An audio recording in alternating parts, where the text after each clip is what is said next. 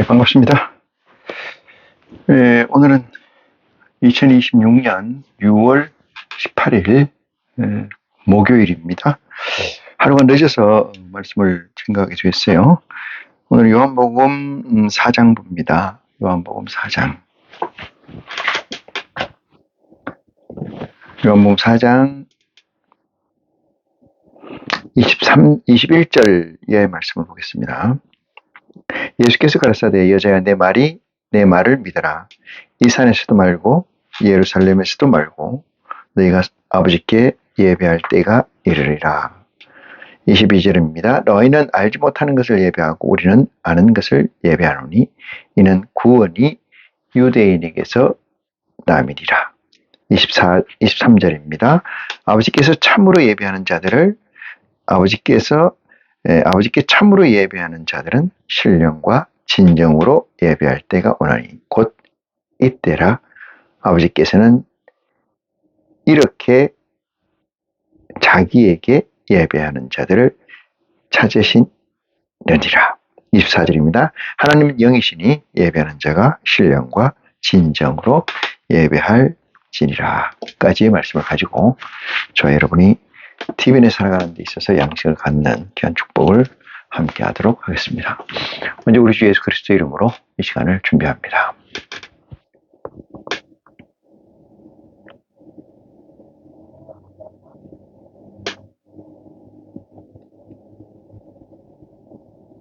나의 생명 되시고 나의 희망 되시는 내 아버지 하나님,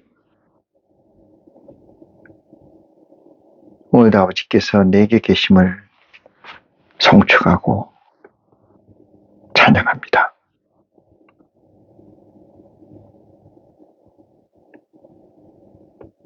어찌 아버지와 견줄 수 없는 존재에서 아버지의 반열로 가고자 하는 이 가상한 노력을 어여삐 살피시사 아버지께서 허락하신 저에게 태초가 언제 있었는지 모르지만은 그 시간이 한참을 흘러갔음에도 불구하고 육신의 변화를 영이 이끌지 못하는 가운데 있음을 아버지 하나님 고백합니다.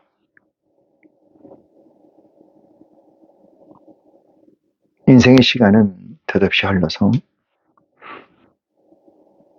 인생의 유한은 그 끝을 다다라고 있음을 또한 고백하지 않을 수 없습니다. 거룩하신 내 아버지 하나님, 이 육신이 연약해요. 그 명을 다할 때까지 아버지 하나님이 내게 임재하여 온전한 값으로 드러나기를 원하오니 아버지 하나님, 이 육체가 유한성을 벗어나지 못하게 내 안에 있는 영체가, 내 안에 있는 아버지의 보호자가 육체를 이끌게 하여 주심으로 말미암아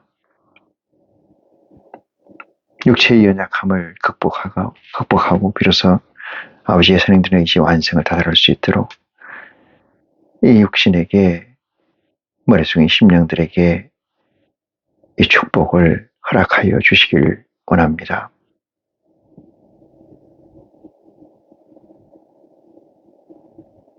세상은 전도자가 이런 것처럼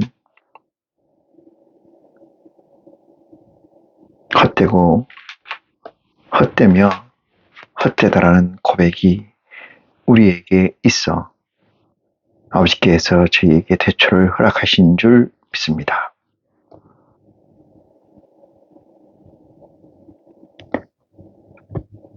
아직도 영체가 육체를 끌어가지 못하고 있는 가운데 있사오니 아버지 하나님 불쌍히 여기시사 온전히 영체가 육체를 견인할 수 있는 축복을 이 시간을 통해서 허락하여 주시옵소서.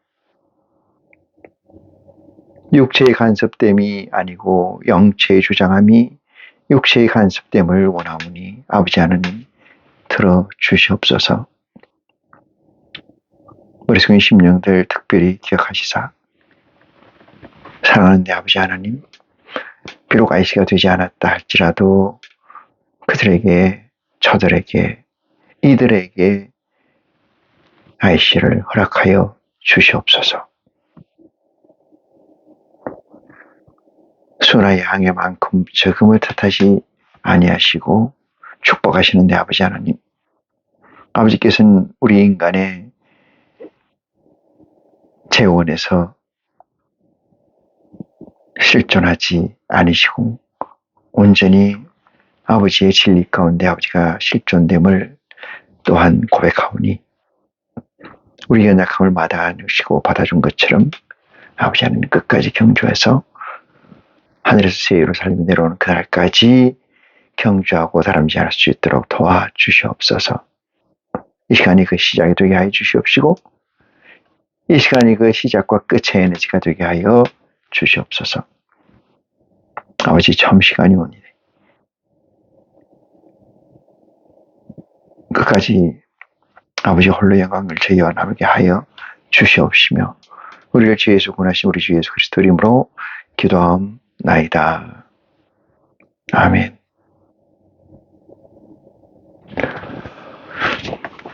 고맙습니다.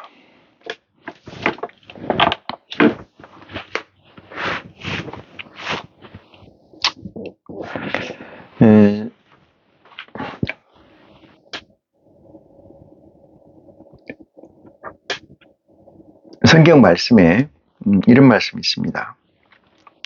물론 외경에 해당됩니다만은 사람을 기쁘게 하랴 하나님을 기쁘게 할 것이냐.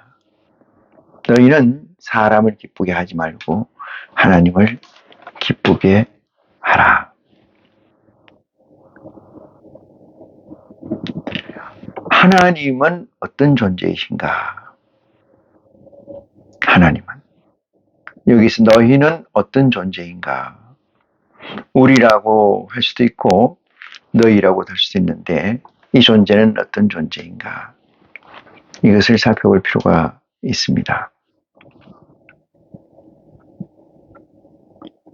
하나님을 기쁘게 하신다는 것은 정말로 놀라운 일입니다. 창세기 1장 1절에서 끝절까지 1장에 나타나 있는 천지 창조에 관한 얘기에서 첫째 날, 둘째 날 해서 일곱째 날까지 있으라 하니까 있었고 아버지가 기뻐하시더라.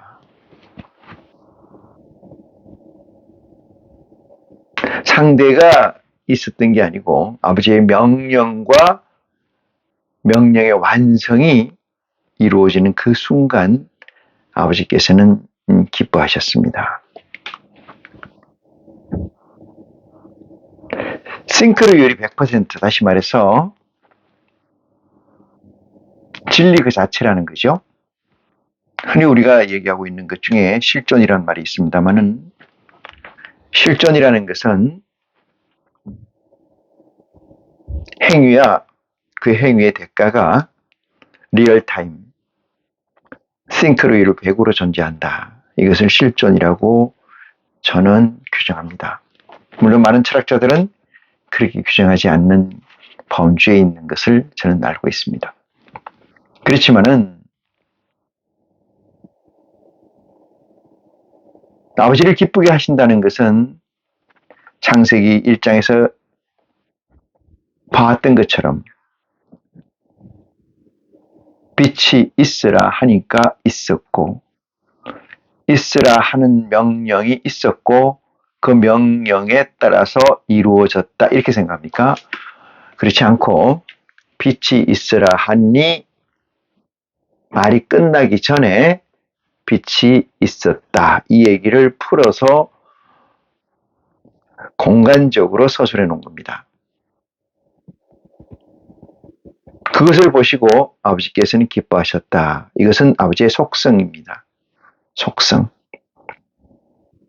아버지께서는 어떤 존재인가를 덜쳐보는 귀한 단서가 되기도 합니다. 실존이라는 것은 행위와 명령이 함께하는 겁니다. 명령과 다른 말로 메시지가 행위가 행동이 합체가 된다는 것은 뭐예요? 완성입니다. 완성. 명령의 메시지가 행동으로 완성했다. 이게 하나님 우리 아버지의 속성이다. 그러면 이것은 진리라고 하는 겁니다. 진리는 불변입니다. 불변. 변치 않는 존재, 변치 않는 실제. 진리, 이것은 다른 말로 참이라고 합니다. 참. 여기에 견주어서 우리는 어떻게 이루어져 있느냐. 우리가 누군가 명령을 하면 이것을 듣고 그 다음에 판단하고 그 다음에 실행을 합니다. 실행을 해서 결과가 완성이 되는데 이건 100%의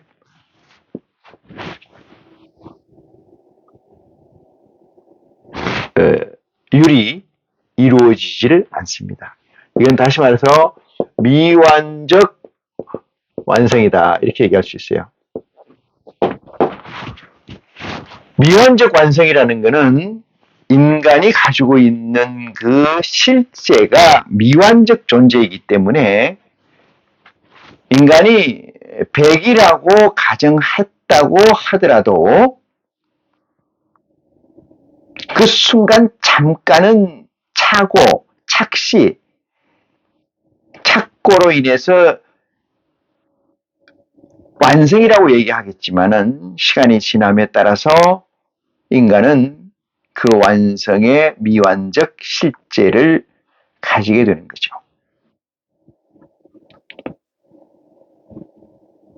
내가 미완인데 완성을 볼 수가 있을까요? 인간에게 제일 아름다운 것을 우리는 예술이라고 합니다. 예술. 물론 예술이라는 것은 인간이 도저히 경지에 이르지 못할 것을 디스플레이, 그리거나 창안하거나 만들거나 하는 것을 우리는 예술이라고 합니다.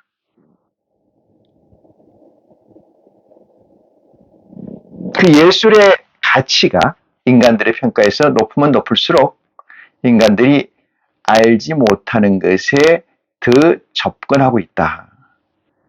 이렇게 말씀드릴 수가 있어요. 고로 예술이라는 것은 카테고리 범주입니다. 예술이라는 것은 알레고리입니다. 무엇을 위한 알레고리고 어떠한 범주 카테고리입니까? 그것은 참이라는 값, 진리라는 값, 불변적 그 무엇에 대한 기준에서 볼 때 미완의 완성이라고 굳이 어리석은 용어를 붙입니다. 사람이 너희는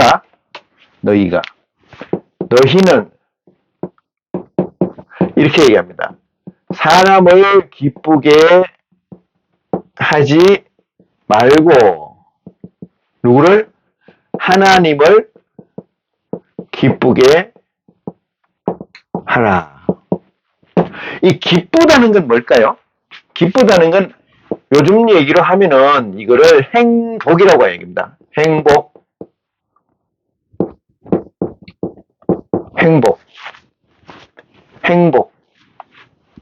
행복은 넘치는 겁니다. 넘치는 것. 어디에? 그릇에. 그것은 사람의 규격이에요. 사람의 규격이 그릇이고 그릇에 넘치는 것을 우리 행복이라고 합니다. 그리고 사람을 기쁘게 하자. 사랑하는 형제 여러분, 사람을 기쁘게 하기 쉽습니다. 물론 그것도 인색해서 내재되어 있는 인간 마음속에 가지고 있는 마음이 괴상해서 결팍해서 기쁘게 하는 것 자체를 싫어하고 배타적으로 생각하고 있습니다만 사람을 기쁘게 하는 건 쉬워요. 하나님께서 외경에 이렇게 얘기해. 너희는 누구냐? 너희는 하늘의 보좌가 될 수 있는 존재들을 얘기하는 거라고 규정합니다. 너희는 사람을 기쁘게 하지 말고 얘기해요. 이 얘기는 사람의 그릇을 넘치게 해서 그 넘치는 순간이 기쁨인데 그것이 웃음입니다. 웃음. 우리가 땅에서 물이 날 때 그 물이 나는 모습을 보면은 계속 이렇게 올라오죠. 이렇게 올라오면 계속 마치 꽃송이, 장미송이가 계속해서 살아서 있는 모양처럼 이렇게 올라옵니다. 그것을 우리는 넘친다 이렇게 얘기합니다. 나는 넘친다 이렇게 얘기합니다. 넘치는 것을 행복이라고 합니다. 어디에 넘치냐? 그 물이 나오는 그 라운드, 그 그릇에 넘치니까. 인간의 마음은 인간의 그릇이라고 비유할 수 있습니다. 인간의 그릇에 넘치게 되면은 웃음이 나오는데 그 웃음이라는 것은 여유로움입니다.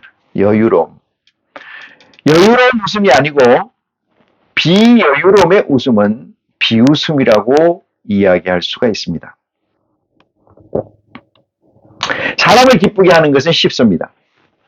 물론 이것도 어렵다고 전제해뒀습니다만 너희라는 존재는 사람을 기쁘게 하지 말고 하나님을 기쁘게 하라 했습니다. 그러면은 여기서 얘기 드릴게요. 하나님의 그릇에 우리는 접근해야 됩니다. 하나님의 그릇이 무엇인지, 하나님의 그릇의 사이즈는 어떻게 되는지, 그 사이즈에 맞는 그릇이 우리가 획정하고 그걸 채울 때 하나님이 기뻐하시는 줄 믿으시기 바랍니다. 창세기 1장 1절에서 빛이 있으라 하니까 있었고 하나님이 보시기에 좋았더라. 좋았더라는 것은 기뻤더라 이 얘기하고 등치할 수 있습니다. 그러므로 하나님이 넘치는 기쁨을 가진 것은 창세기 1장 1절에서 일곱째 날 창조하는 그 과정이 아니었나 이 생각을 해봅니다. 그게 아니곤 어디서도 하나님께서는 기쁨을 가지지 못하셨다라고 저는 생각을 합니다.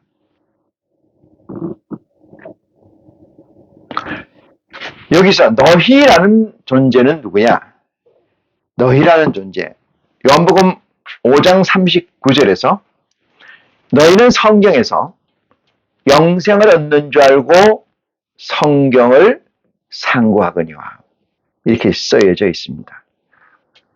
너희라고 하는 것은 영생이라는 가치, 영원한 영생의 가치를 구현하려고 하는 구현자들을 얘기하죠. 영생의 가치를 구현하려고 하는 자.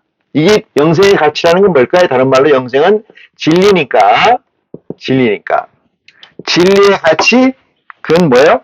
아버지의 영역입니다. 아버지의 영역에서는 시간과 공간이 사라집니다.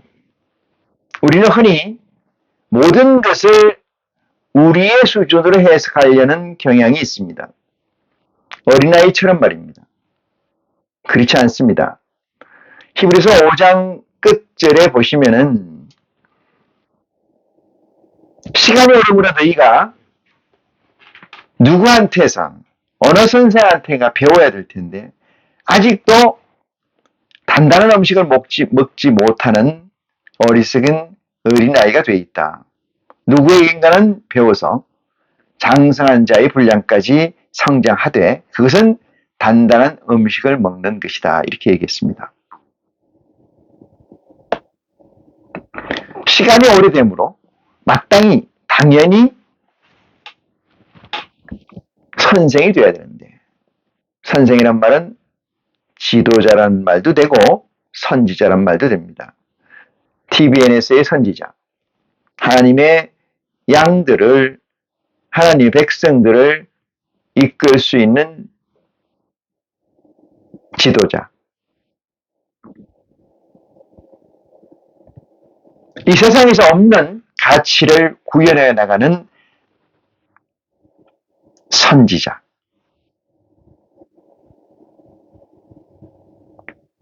그것이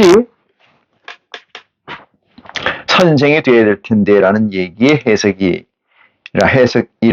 생각을 합니다. 여기서 너희는 영원한 생명을 가지려고 하는 자들은, 바꿔봅니다.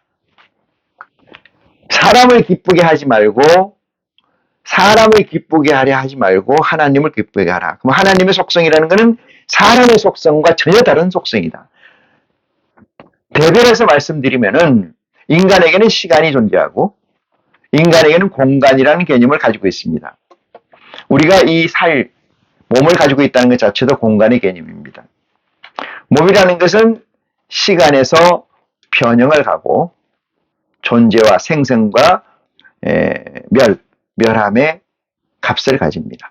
그것을 우리는 시간값 이렇게 합니다. 하나님께서는 그 시간값을, 그 공간값을 하나님의 세계에서는 가지지 않습니다. 그런데 우리는 어린아이처럼 우리의 수준으로 끌어내려서 내가 배가 고프니까 밥을 달라고 하고, 내가 가려우니까 긁어달라고 하며, 내가 외로우니까 위로해달라고 하고, 내가 괴로우니까 이 괴로움을 제하게 해달라고 하고, 내가 핍박받으니까 이 핍박을 제해달라고 하고, 내가 억울하니까 그 억울함을 들어달라고 기도하는 존재. 그것은 마치 어린 아이의 수준과 다를 바가 없습니다.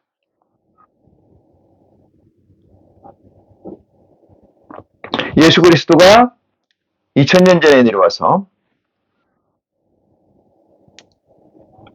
유대인이나 이스라엘 백성들이 기다리고 있는 메시아를 찾고 있는 그 시대에 그리스도라는 존재가 내려와서 하나님을 믿는 백성들, 이스라엘 백성들에게 선포하는 이 메시지가 하나님과 그들과 애굽에서 탈출해서 가나안 땅까지 들어가고 바벨론 포로가 돼서 해방돼서 다시 이스라엘을 세우고 있는 그 믿음의 조상들이라고 하는 존재들과 얼마나 합당한 방향성, 벡터를 가지고 있었느냐. 이렇게 묻는다면은 예수 그리스도는 그들과 방향에서 전혀 다른 180도의 방향입니다. 그들의 논리에 완전히 벗어나 있는 메시지입니다. 그래서 예수 그리스도는 이렇게 얘기합니다. 회개하라, 회개하라. 돌이켜라 이 뜻입니다. 돌이켜라. 어디서 돌이키냐? 지금의 너희가 믿고 있는, 지금 너희가 가고 있는 것이 메시아를 향하고 가고 있는 길이라고 하지만은 그게 아니라고 예수 그리스도는 외칩니다.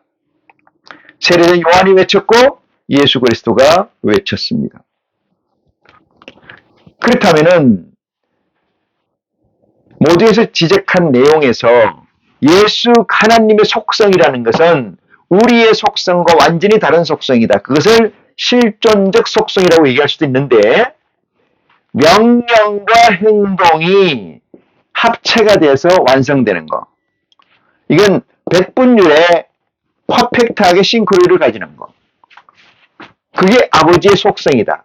이거를 라이프니치는 모나드라고 규정했습니다. 모나드. 모나드라는 것은 해석을 하면은 공간적 존재가 있다고 가정했을 때 여기에서 접촉을 하나, 여기에서 액세스 접근을 하면은 여기에 반응을 하는 것이 제로, 시간이 제로입니다. 여기도 마찬가지, 여기도 마찬가지. 그러면 이것이 뭐냐? 액세스하는 순간이 전체가 아는 거예요. 인간은 어떻습니까? 명령을 하고 듣고 듣는 것도 제대로 들을 수가 없는 입장이라는 걸 너무나 잘 알고 있죠. 그 다음에 자기의 공식에 넣어서 판단하고 자기의 공식에 넣어서 판단된 것을 실행하고 그 실행의 완성이라는 걸 가져가고 있습니다만은 그것은 미완적 완성이라고 제가 규정하고 있습니다. 그렇다면 말씀입니다. 하나님의 속성을 우리 쪽으로 끌어내리는 게 아니고 우리가 하나님의 속성으로 올라가야 되는 줄 믿으시기 바랍니다.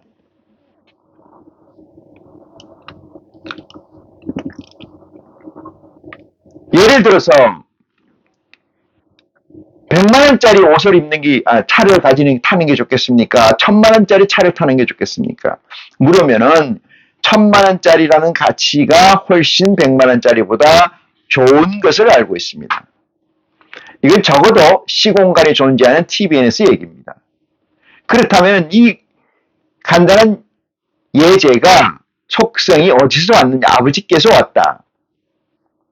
참나만상 모든 것은 그 낙처, 그 기원이 하나님 아버지시라는 것을 저와 여러분이 다 같이 공감하는 바, 고백하는 바가 아니겠는지요. 그렇다면은 100만 원짜리보다 1000만 원짜리 차가 좋다는 것은 누구나 알고 있습니다.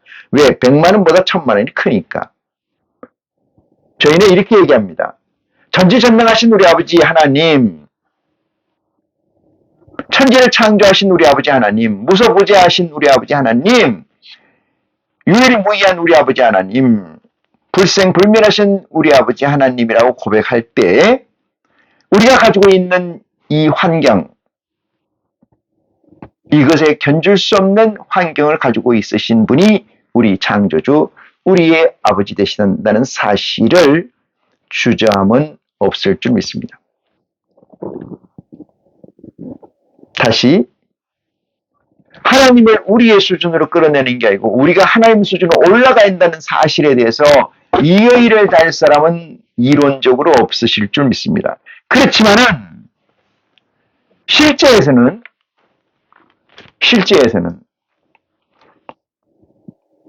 평난 나는 하나님을 부를 때, 내가 위기에 있을 때 하나님을 부를 때, 내가 고통에 있을 때 하나님을 부를 때는 늘상 어떻게 부른다고요? 하나님을 우리 수준으로 끌어내립니다. 시간과 공간의 지배를 받지 않는 그 존재를 시간과 공간의 지배를 받는 우리의 수준으로 끌어내서 하나님 아버지를 부릅니다. 이 얼마나 본말이 뒤집혀져 있는 믿음의 실제라고 아니할 수 있습니까?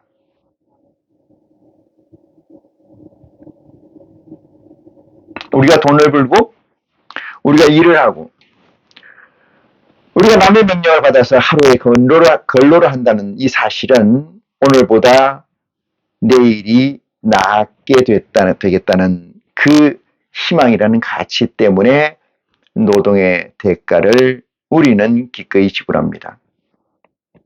우리는 다소 비인격적 대우를 받더라도 다소 내 성격에 전혀 맞지 않는 언행을 보고 있을지라도 그 명령에 우리는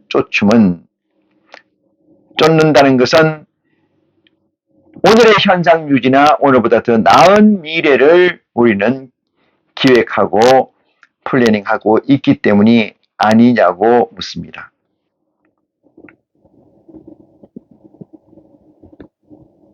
선인들이 먼저 나서 죽은 사람들이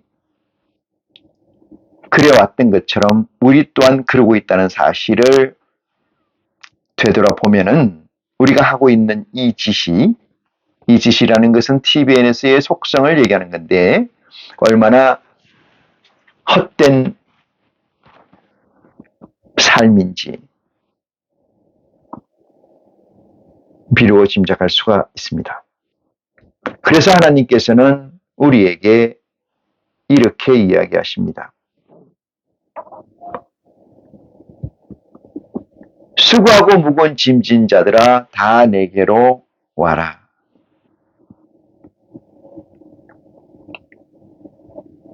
마태복음 11장 28절에 적시되어 있는 이 메시지는 가면은 war락해서 갔어요. 가면은 내가 너희를 쉬게 하리라.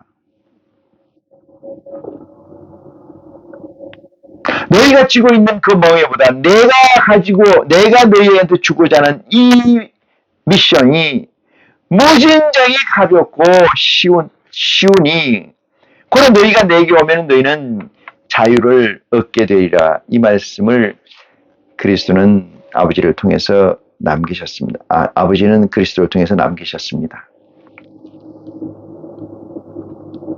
아버지의 속성, 우리보다 월등히 아니죠. 우리는 미완이지만 그분은 완전한 분. 우리는 그 길로 올라가야 되는 기도가 있어야 될 줄 믿습니다. 우리는 그 길로 올라가는 믿음이 있어야 될 줄 믿습니다.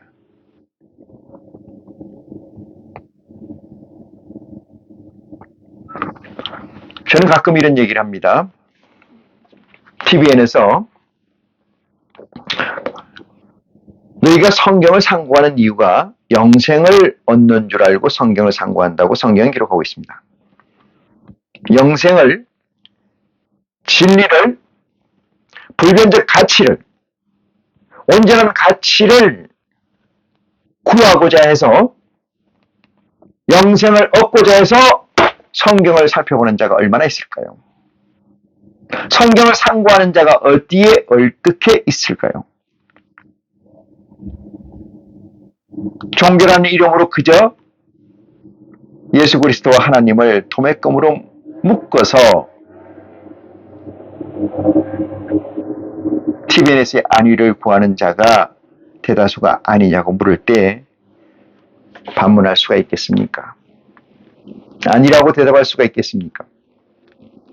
실존적 삶, 빛이 있으라 하니까 있었고 하나님 보시기에 좋았더라. 이 세 문장은 하나의 명령과 하나의 실행이고 온전한 가치의 실제입니다. 그것을 실존이라고 이야기를 합니다.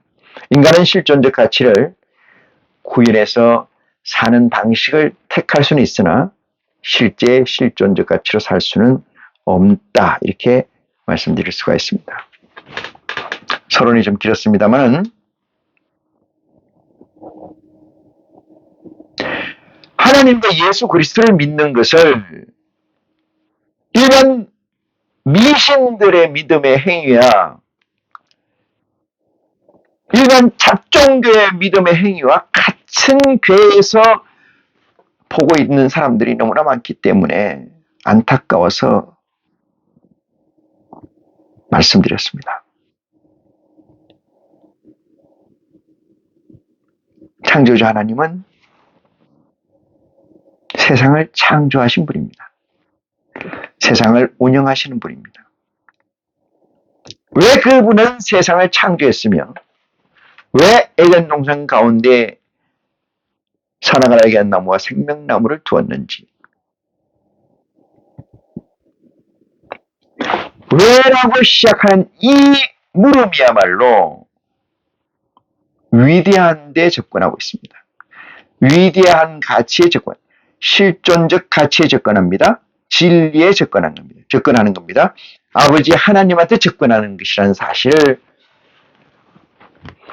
생각한다면 우리는 끊임없이 왜라는 질문을 던지는 지혜자가 되어야 될 줄 믿습니다. 끊임없이 왜라는 질문을 우리는 내가 나에게 던져야 됩니다. 그 답은 여러분이 묻는 질문에 여러분에게 아버지께서 해 주시리라 믿어 의심치 않습니다. 본문 말씀 보겠습니다.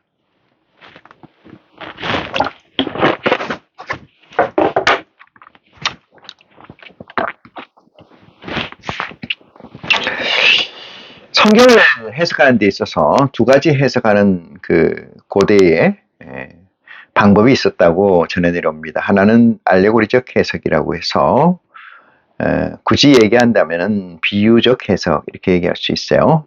성경은 하나님이 쓰신 건데 하나님이 인간의 두뇌를 살피고 인간의 환경을 살펴서 우리 인간의 수준에 맞는 글자로 우리 인간의 수준에 맞는 단어의 구사로 그 메시지로 쓰여져 있다라고 하는 점에서 그것을 우리는 안디옥 파 또는 안디옥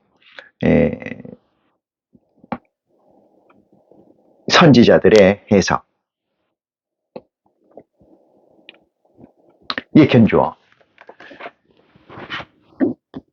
알렉산드리아 쪽에 있는 교부들은 알레고리적 해석, 다시 말해서 비유적 해석이야만이 가능하다. 그것은 왜냐?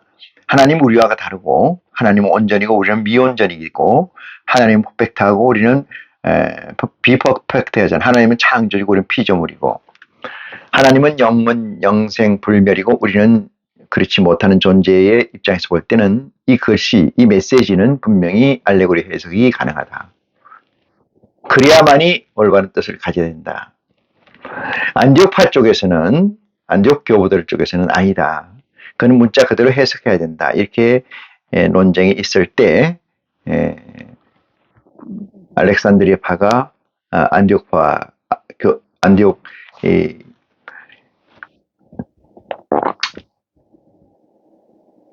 안디옥파라고 하는 그 교부들이 주장하는 얘기가 설득력을 얻어서 결국은 알레고리 해석을 이단시해서 아리우스파가 이단으로 적시되는 불운을 겪게 돼 왔습니다.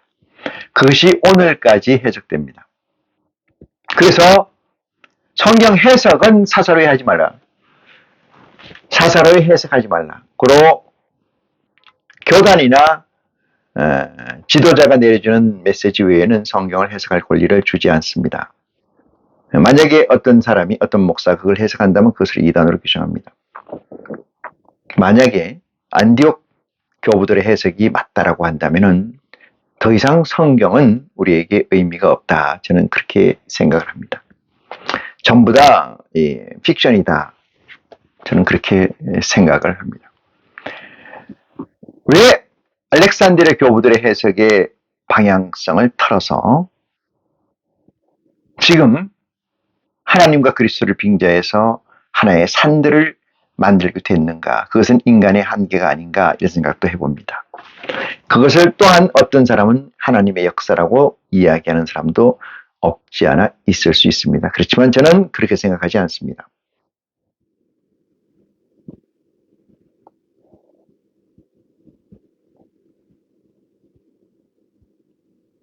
교부들의 배, 교부들을 내세워서 정치 집단화된 조직, 그것이 오늘날의 종교가 아닌가, 오늘날의 캐톨릭과 오늘날의 기독교가 아닌가, 이렇게 생각을 해봅니다. 여러분은 성경 해석에서 비유적 해석과 문자 그대로의 해석 두 가지를 해석한다면 어떤 것이 맞다고 생각하십니까? 예수 그리스도가 우리에게 주신 메시지는 이것밖에 없습니다. 이것을 벗어나서 얘기하는 것은 다 저들의 말대로 하나님과 다른 존재들이라고 얘기할 수 있습니다.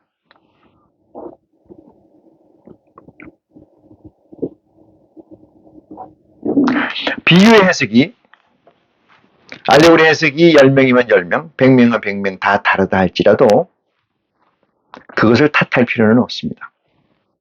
왜? 구원이라는 것은 생명의 성령의 법에 의해서 자기의 행위에 따라서 심판날에 심판이 되어지는 것이기 때문에 옆에 있는 동료가, 목사가, 신부가, 교황이 가타부타 할 얘기는 아니라고 생각을 합니다.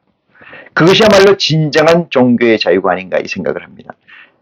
사랑하는 형제 자매 여러분, 종교의 자유가 있습니까 지금? 인간에게 자유가 있다고 생각하십니까? 어느 나라든 간에 자유가 있다고 주장하지만 그 자유는 내재적 자유, 다시 말해서 지도자의 내재된 가치에서의 자유, 이렇게 규정하는 게 맞다. 저는 그렇게 생각합니다. 그래서 적어도 정치적 자유에서는 자유롭지 못하다 할지라도 종교의 자유만큼은 정치인들에게 종교인들이 주장하는 자유를, 종교의 자유를 줘야 된다고 얘기하는 것처럼 우리는 알레고리적 해석에 기반한 신앙의 자유를 가져야 되는 줄 믿습니다. 세상법으로 그걸 규정하고 있지는 않지만은 묵시적 규정으로 규정되어 있기 때문에 그 묵시적 규정을 파괴하고 깨는 것은 오직 여러분의 자유입니다.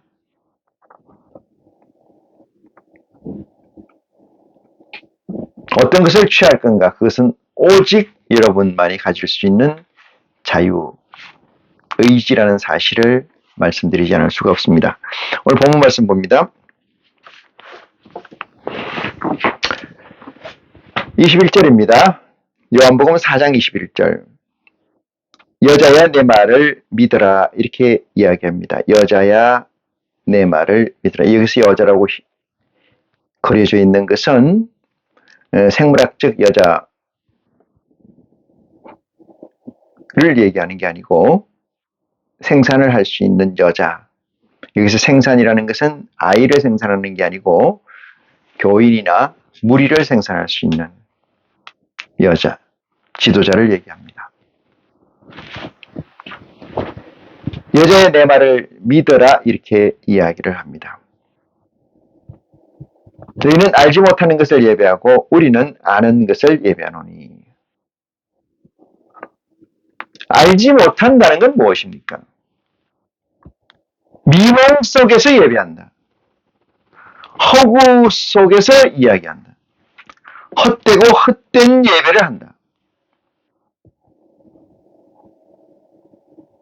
실존적 가치에서의 예배가 아니고 허구적 가치에서의 예배, TVN적 가치에서의 예배를 하고 있다. 그 얘기입니다. 알지 못하는 것을 예배한다는 것처럼 어리석은 게 어디 있습니까? 어떤 사람이 잔치집에 갔는데 그 잔치의 혼주가 누구고 신랑과 신부는 누구라는 사실을 알지 못하고 갔다라면 얼마나 참담한 꼴이 되겠습니까? 물론 성경에도 그런 얘기가 있습니다. 혼인집에 갔을 때 예복을 입지 않는 자가 있었고 예복을 입은 자가 있었습니다. 예복을 입지 않은 자가 바로 알지 못하는 것을 예배하는 자, 알지 못하는 혼주집에 간 자,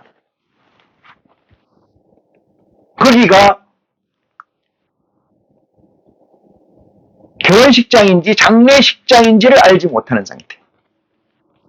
만약에 지금 예배를 드린다고 하는 존재들, 그들의 예배가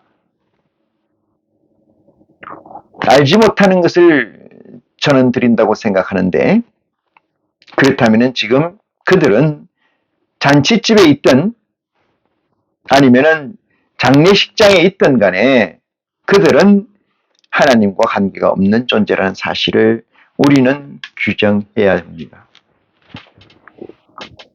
알지 못하는 것을 예배한다. 여자의 내 말을 믿으라. 이 산에서도 말고 예루살렘에서도 말고 너희가 아버지께 예배할 때가 이르리라 했어요.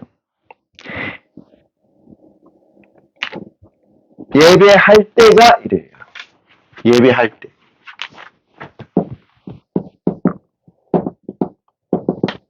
때가 이르리라.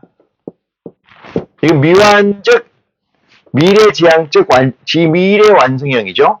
미래 완성. 어느 때인가 모르지만은 그때가 올 것이다. 온다. 미래 완성형. 예배할 때가 된다. 예배라는 건 뭘까요? 같은 레벨에서 만나는 걸 얘기합니다. 같은 레벨. 같은 계에서 만나는 걸 얘기합니다. 같은 디멘션, 같은 월드에서 만나는 걸 예를 표현한 겁니다. 예를. 같은 계라는 거.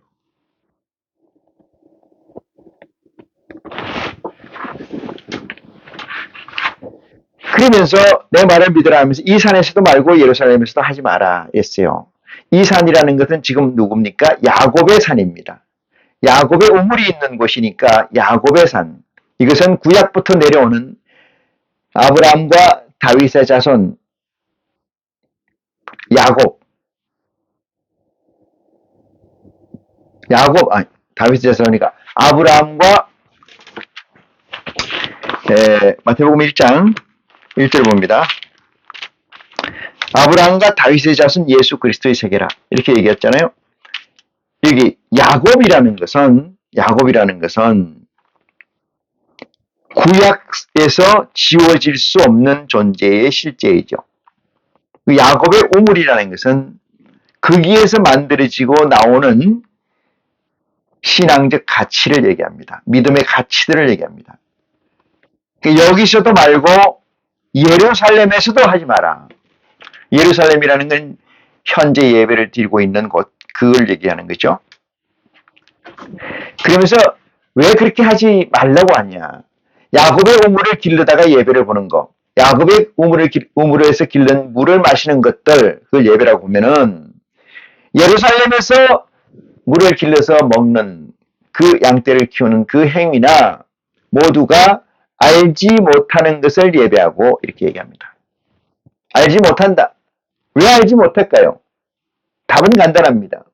답은 간단해요. 요한복음 16장 봅니다. 요한복음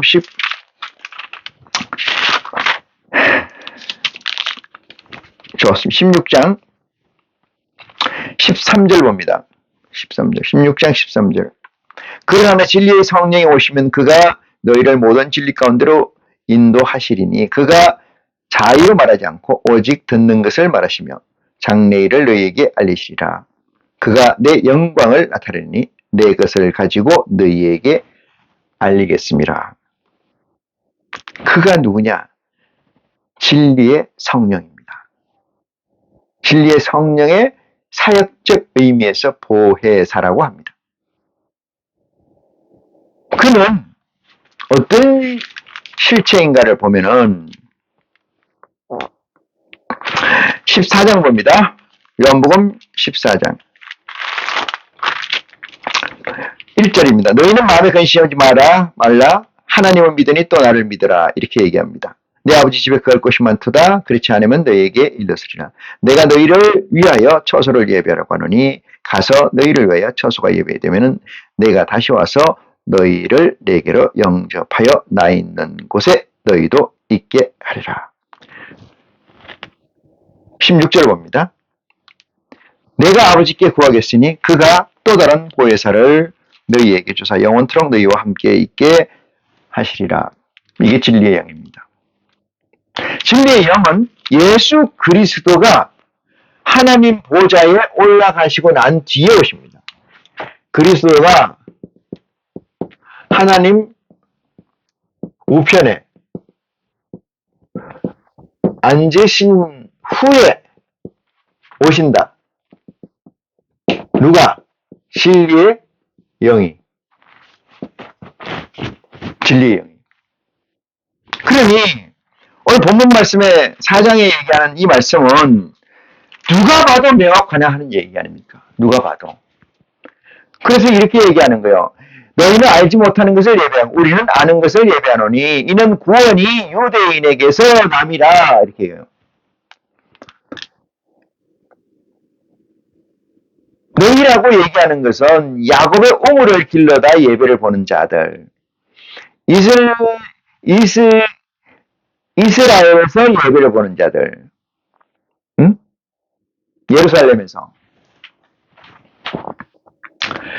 예수 그리스도가 아직 낮 동안이어서 공생의 기간이어서 아직 있는 상태 아닙니까? 그러니 그 있는 상태에서 예배라는 걸 진행한다는 것 자체가 어불성설이다. 그래서 너희는 알지 못하는 것을 예배한다. 이렇게 말씀드립니다. 23절입니다. 아버지께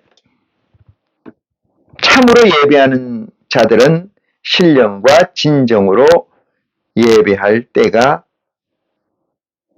오나니. 아버지께 참으로 예배하는 자들은 신령과 진정으로 예배할 때가 오나니. 이것도 아직 도래하지 않는 시제를 얘기합니다. 도래하지 않았죠? 아버지께 참으로 예배할 때가 오나니 그때가 되면은 신령과 진정으로 이렇게 얘기해요. 진정으로. 여기 바꿔보면 답이 나옵니다. 진정이라는 것은 진리입니다. 진리. 진정이라는 것은 진리예요. 진리라는 건 뭐예요? 진리라는 건 말씀이에요. 말씀은 뭐예요? 그리스도의 복음입니다. 진정이라는 건 참이에요. 참.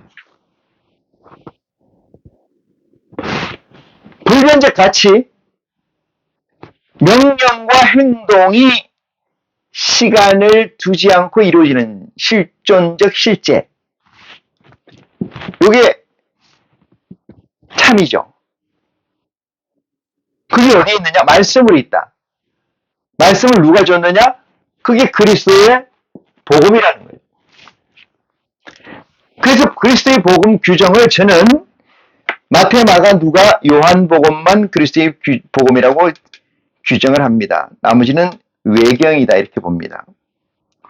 그럼 그 짧은 텍스트 안에 어떻게 하나님의 메시지가 다 녹여 있을까? 그것은 저나 여러분이 알고자 하는 내용이 아니고, 저나 여러분이 알고자 해서 알가시는 건 아니고, 그 진리의 성령의 인도함을 따라서 하는 거니까, 우리가 걱정할 것은 아니다. 이 말씀을 드릴 수가 있습니다. 신령과 진정에서 진정은 얘기했습니다. 신령이 뭐냐? 이게 진리의 영입니다. 이게 진리의 영이다. 에? 진리의 영이다. 그럼 진리의 영이 뭘로? 진리를 가지고 너희가 예배하라 이 뜻입니다. 진리의 영은 조금 전에 봤던 것처럼 요한복음 16장에 보니까 그가 와서 진리의 영이 오시면은 이렇게 얘기합니다. 진리의 영이 오시면은 오지 않아도 된다는 얘기예요. 지금 얘기하고자 하는 것에 반대되는 개념이 아니겠습니까? 진리의 영이 오시면은 그가 너희를 모든 진리 가운데로 인도하시리니 그가 자의를 말하지 않고 모든 진리 가운데라는 것은 모든 진리 가운데 에덴 동산 가운데로 선아가 얘기하는 과위의 실과와 생명나무 과일을 먹은 그 상태로 인도하신다 이 뜻이죠. 그 상태가 되려면은 다시 말해 진리의 성령의 인도함을 받으려면은 태초라는 이벤트가 필히 있어야 되고 태초라는 이벤트가 있는 즉시 그 자를 인카네이션이 되는 순간 하늘의 보호자의 영이 내게 임재하고 하늘의 보호자의 영을 통해서 어시스트를 받는 게 있으니 그게 진리의 성령입니다.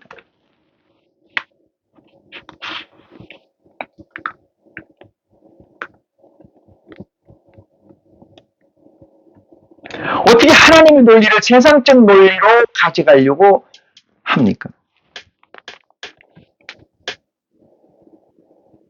참으로 예배하는 자는 신령과 진정으로 예배할 때가 오나니 곧 이때라는 것은 진리의 성령이 예수 그리스도의 부탁으로 예수 그리스도의 구함으로 기도로 이 땅에 오신 그때 이것은 IC가 된 때 이것을 다른 말로 태초를 이룬 때 이렇게 얘기를 할 수 있습니다만은 그때가 되면은 당연히 모든 진리 가운데로 인도하는 진리의 성령의 도움을 받아 내 안에 있는 하늘의 영체가 신령과 진정의 역사로 예배를 이루어지게 된다. 이 사실입니다.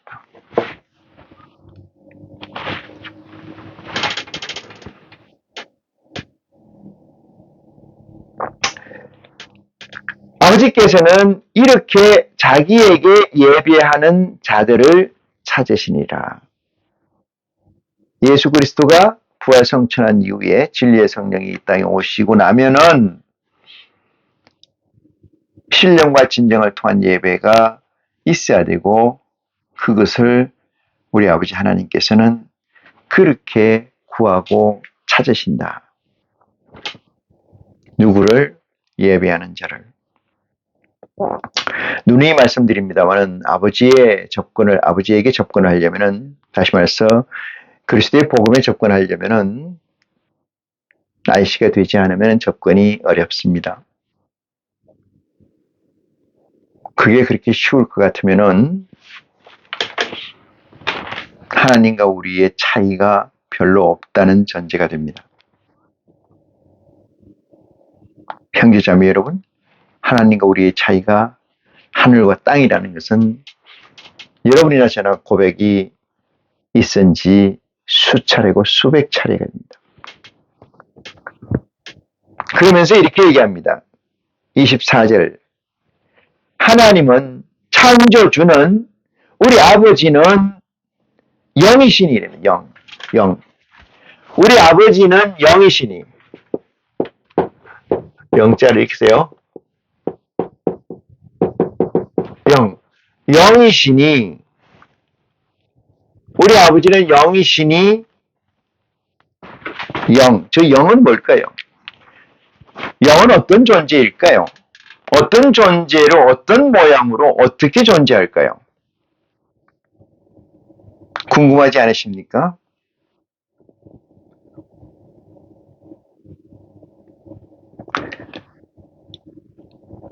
하나님의 존재의 실제는 영이다. 그 영은 뭐냐?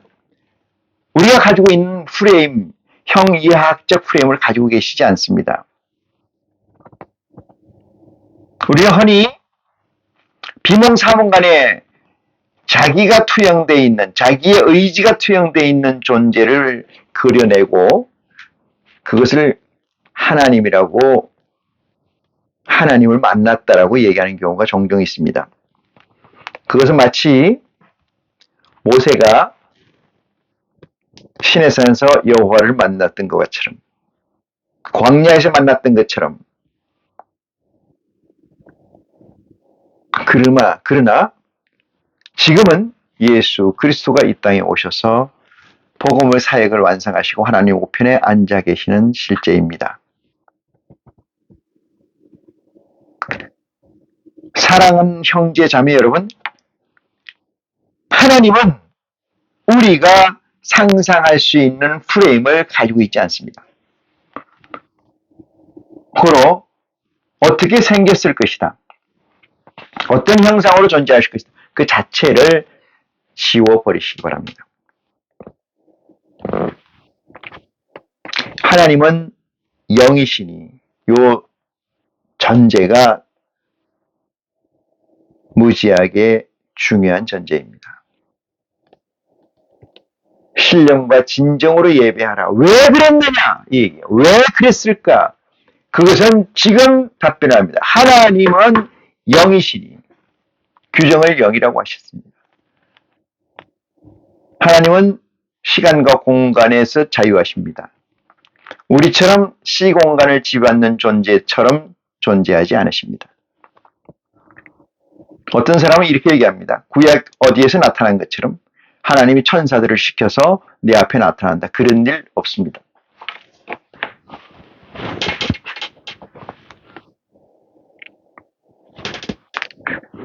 하나님은 영이시니 예배하는 자가 신령과 진정으로 예배할지니라.